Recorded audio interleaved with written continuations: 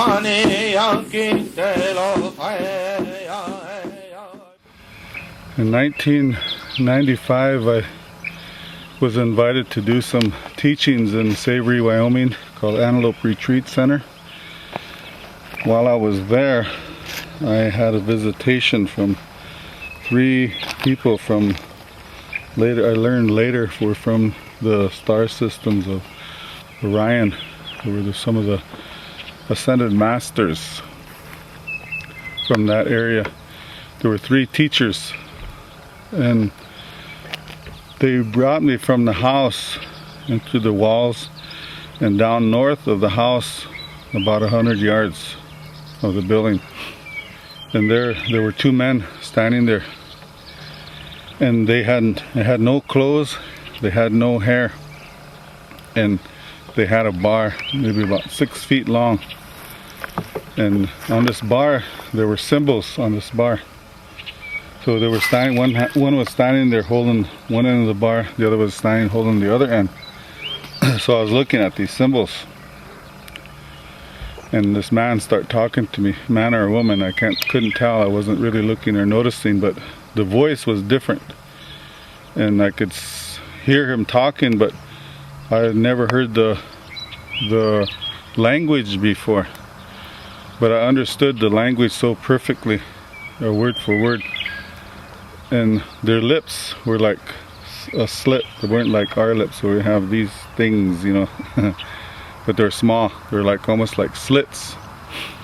And I could see, and it was just small inside, and I could see that voice, the sound coming from that. And it sounded similar to the wings of a hummingbird, the sound that they make, because I was listening to hummingbirds the day before.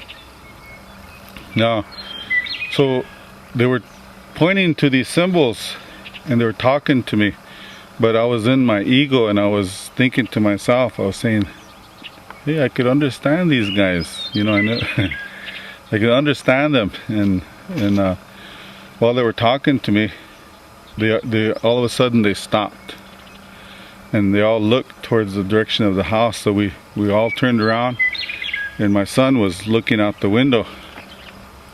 And that fast they took me back inside. So there was an interruption there, and maybe it was supposed to be that way, otherwise it wouldn't have happened anyway. So, but later it took years to clarify that experience. And I asked my son one time, I said, remember we were at Savory, Wyoming, and there was a ship that was there? He said, yeah, I remember that. He said it was when it left. He said it had a violet trail, a purple, light violet color that it left behind it. So that was enough for me to say, yeah, he witnessed what was going on, because he was watching us.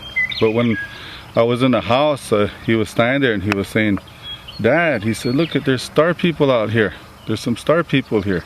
You know, so I said, yeah, just go to bed, you know, because they've always been here. Just leave them alone. So he said, no, they're right here.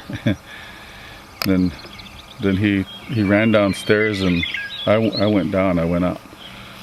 So from that experience, there was relatives that were there that come to learn something. And that morning there was two girls sitting on the floor, and they had a book. And they were saying, you ask him. And the other one said, no, you ask him. No, you ask him. So I said, okay, you guys, ask me. What is it you want to ask me?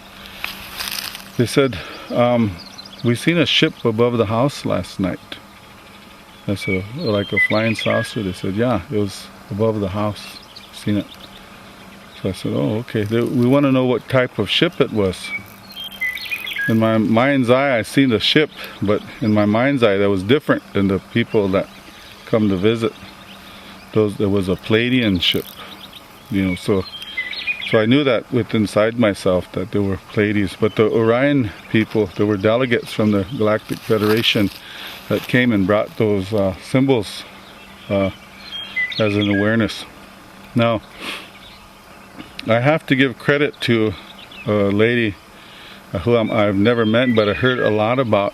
Her name is Solara, and she brought about the awareness of 1111, which later I learned that these were the symbols that were tied to the 1111 teachings. So our job was to bring the written word in on the 1111. So we worked with that. We did ceremony, but before we did ceremony, I kept thinking about this experience, but I didn't talk to anybody about it, and I didn't say anything to anybody about it. And I worked at that time as a teacher at our local reservation school. And one of the things they asked me to do was to put data in the computer about our language. And at that time I didn't want nothing to do with computers, but it was my job to help with the teachings of the language. And so I knew somebody that knew about computers, and they lived in San Diego. So I went to the board, got authorization to go and get some help about computers from this man in San Diego. So on the way to San Diego, I stopped in a place called Mesquite, Nevada. And before, it was a long drive because I didn't fly. And I stopped in Mesquite, Nevada. And I decided to take a break from the road, go do some gambling, see if I can make some money. But before I walked into this casino, there was this little piece of paper that rolled in front of me. So I picked it up, and I was gonna throw it in the trash, crumble it up, throw it in the trash, but I looked at it first, and it had on there Mesquite UFO, International UFO Conference, Mesquite, Nevada.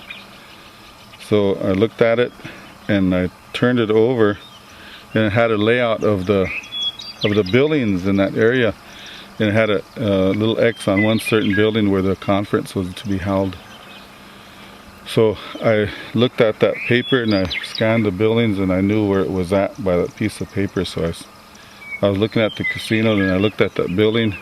So I said, oh, so I'd never been to a UFO conference before, and I was curious, so I went over there. I went inside. There was nobody inside in this lobby, but there was a lot of vendors that were sitting around, and they had videotapes and books and pictures and banners all around their vending booths about UFOs and flying saucers and all these things. And at that time I felt a little bit embarrassed to be in there. Come on, people!